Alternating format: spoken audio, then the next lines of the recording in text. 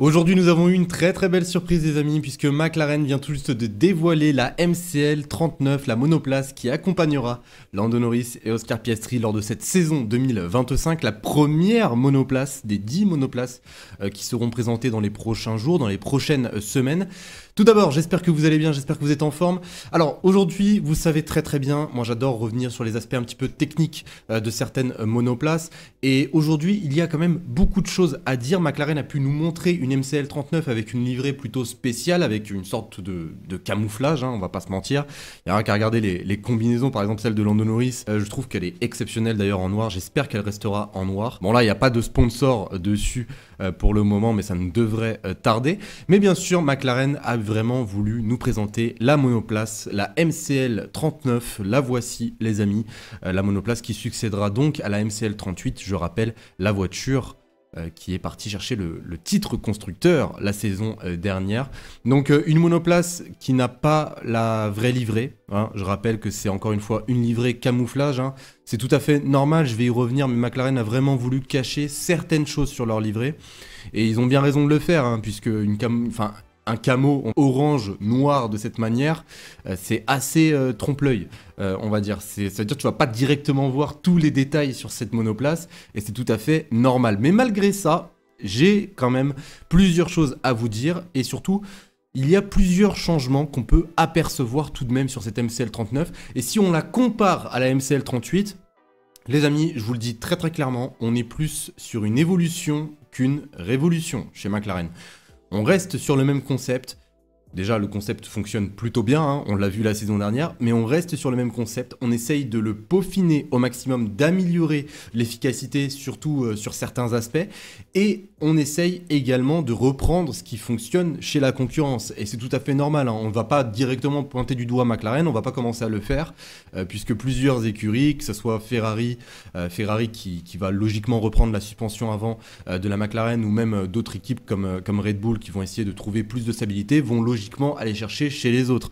C'est la Formule 1, c'est comme ça l'a toujours été, donc à un moment donné, il va falloir l'accepter. Mais vous allez pouvoir constater que McLaren l'a plutôt bien fait. Alors déjà, si je commence avec la première chose qui m'a sauté aux yeux, c'est au niveau du capot moteur. Un capot moteur qui est beaucoup plus léger, on va dire même affiné d'une certaine manière, hein. Si on le compare à la MCL 38, on peut bien voir que le canon du capot moteur est beaucoup plus petit sur cette MCL 39, et c'est bien normal, c'est tout simplement pour maximiser le flux d'air. Ça va également avoir un certain impact sur ton aileron arrière. Toujours à l'arrière, on peut bien le constater bien sûr au niveau de l'aileron arrière, hein. Ça c'est quelque chose qui n'a pas tellement changé par rapport à la saison 2024, par rapport à la MCL 38. Je pense forcément qu'il y aura du changement, puisque les écuries, depuis la nouvelle directive de la FIA, vont devoir faire un travail tout de même sur l'aileron arrière, même un travail qui sera beaucoup moins grand que sur l'aileron avant à partir du Grand Prix d'Espagne.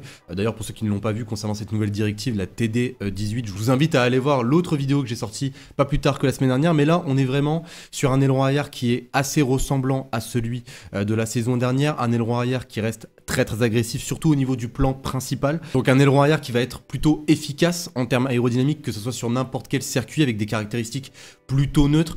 On sait très bien, et ça c'est surtout Red Bull qui avait ce problème la saison dernière, c'est très important de partir avec un aileron arrière qui est capable de s'adapter à n'importe quel tracé et surtout à n'importe quelle charge. Je pense que ça a été forcément l'un des objectifs de la McLaren, de réussir à avoir, vous savez, cette adaptabilité et de pouvoir faire en sorte d'être performant avec le même aileron arrière sur n'importe quel tracé. C'est quelque chose qui est très difficile à trouver, mais là on se dirige vraiment vers ce genre de configuration.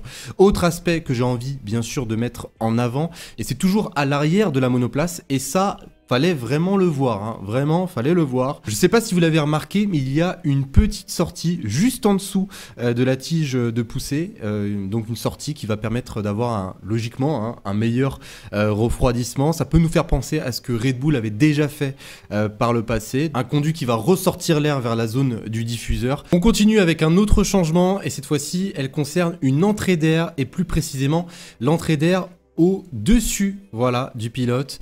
Moi je l'appelle la boîte à air, généralement. Donc là on peut voir qu'elle est un petit peu plus arrondie que sur la MCL 38. Donc une forme beaucoup plus ronde avec des entrées d'air latérales beaucoup plus grandes, logiquement pour un meilleur refroidissement des éléments centrales de ta monoplace. Si on s'intéresse maintenant un petit peu plus particulièrement au sidepod, puisque c'est un élément ultra important bien sûr sur cette monoplace, j'avoue avoir quelques doutes. Mes doutes viennent du fait que c'est une journée de tournage, ne l'oublions pas, donc peut-être que la forme va changer, qu'il y a également un camouflage qui est assez encombrant, on va dire, pour vraiment bien visualiser la forme du ponton. La seule chose que je peux vous dire pour le moment, et ça je pense que c'est assez visible, c'est qu'on reste à peu près dans la même philosophie que la saison dernière, même on se rapproche pratiquement des pontons, de la forme des pontons de la Ferrari. Et autre aspect, et encore une fois, toujours à prendre avec des pincettes, parce que c'était très très dur de le voir, mais bien sûr, parlons également de cette entrée d'air, et oui, l'entrée d'air des sidepods, qui est quand même assez spéciale, hein. Là où auparavant McLaren avait une entrée d'air plutôt carrée, là on est vraiment sur une forme en P, comme on a pu le voir par exemple chez Mercedes lors de la saison précédente, sur la Mercedes W15, une forme de P qui va faire en sorte de mieux canaliser l'air autour de la monoplace, qui va sûrement jouer un rôle majeur dans le refroidissement, notamment du moteur, qui va peut-être probablement réduire la traînée. Donc voilà, je reste un petit peu dans le doute, mais mis à part cela, je pense que cette évolution aura quand même un impact non négligeable sur l'aérodynamique. Et j'espère sincèrement qu'il n'y aura pas de problème à ce niveau-là, puisque là, on peut bien le constater, que ce soit avec le capot moteur ou même avec les pontons, l'objectif de McLaren est vraiment d'améliorer le refroidissement de cette monoplace et également de réduire la traînée. Et je rappelle que la traînée était l'une des plus grosses faiblesses de la McLaren en 2024. D'ailleurs, si on continue sur l'avant de cette monoplace, parlons encore une fois des suspensions. Ça reste pour ma part l'un des changements majeurs que j'ai pu apercevoir. Alors au niveau de la géométrie des suspensions, que ce soit à l'arrière ou à l'avant, à l'arrière on reste sur des suspensions à poussoir. À l'avant, on reste sur des suspensions à tirant, comme la saison dernière, c'est ce qui fonctionne le mieux. Ça s'est vu chez McLaren, ça s'est vu chez Red Bull. Ferrari va opter pour ces suspensions lors de cette saison 2025, donc il ne fallait strictement rien changer. Maintenant, la seule chose qu'on peut apercevoir, et c'est vraiment là où on peut constater le plus gros changement, c'est encore une fois au niveau de la géométrie de la suspension, mais surtout à l'avant. Voilà, puisque là, on est vraiment dans de l'anti-dive prononcé. C'est devenu de plus en plus agressif, donc l'anti-plongée. Pour reconnaître une configuration anti-plongée, généralement on va s'intéresser au point d'ancrage des triangles de suspension. Le triangle de suspension supérieur va être un petit peu plus incliné vers l'arrière. Et ça a été vraiment poussé au maximum, hein. On est vraiment sur de l'anti-dive agressif. Donc ce changement de suspension n'est pas anodin, puisque ça va, je pense, limiter la tendance naturelle de la monoplace à vouloir plonger, à vouloir piquer du nez lors du freinage. Mis à part cela, ça va bien sûr stabiliser ta monoplace en termes aérodynamiques lors des freinages. Et ça va, je l'imagine, aider les pilotes pour un meilleur contrôle du véhicule. Donc là, on est sur l'anti-dive véritablement. Sur la même image, on peut voir également que le nez a été très légèrement remodelé, mais il n'y a pas vraiment de... Enfin, franchement, il n'y a pas vraiment de modification notable. Et au niveau de l'aileron avant, eh bien, j'ai vraiment l'impression qu'on est sur le même aileron avant qu'on a pu voir à Abu Dhabi. Tout simplement, on est pratiquement sur le même. Je rappelle que McLaren aura quand même un assez gros travail en termes de flexibilité, puisque à partir du Grand Prix d'Espagne, les ailerons avant devront être beaucoup moins flexibles. On parle d'une réduction d'un tiers, donc de 33% au niveau de la flexibilité. Donc il va falloir faire très attention à cela. Mais là, j'ai vraiment l'impression qu'on part exactement sur la même spécification qu'on a pu voir à Abu Dhabi. Et dernière petite chose dont j'ai envie de vous parler, et ça a été repris de la SF24. Pour ceux qui s'en rappellent, la SF24 avait introduit une aile de Cobra à Imola. Eh bien, la McLaren MCL 39 dispose désormais d'une aile similaire sur les côtés du halo. Petite particularité, on peut voir une légère fente dans cette aile, encore une fois pour une meilleure efficacité, je l'imagine, au niveau du flux d'air. Donc voilà, concernant la MCL 39, voici tous les aspects qu'on a pu voir sur cette monoplace. Bien sûr, il va falloir attendre les tests de pré-saison pour avoir une idée claire sur les nouveautés sur cette MCL 39, mais en tout cas, je le dis et je le répète, Ce n'est vraiment pas une révolution. Là, on se dirige vraiment vers une évolution de la MCL 38. On se dirige vers un concept qui va être poussé au maximum lors de cette saison 2025.